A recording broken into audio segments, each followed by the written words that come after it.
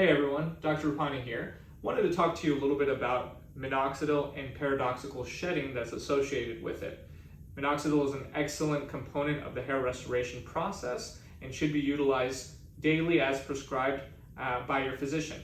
But when you start this medication, it's important to understand that between 2 weeks and 8 weeks of starting this therapy, you may lose a little bit more hair. So don't get afraid, don't become frustrated, and don't be surprised, because this is a normal process that occurs in some individuals when starting minoxidil therapy. What that means is you may notice a little bit more hair falling out, maybe when you shower or when you dry off your hair after showering, but know that it is very normal.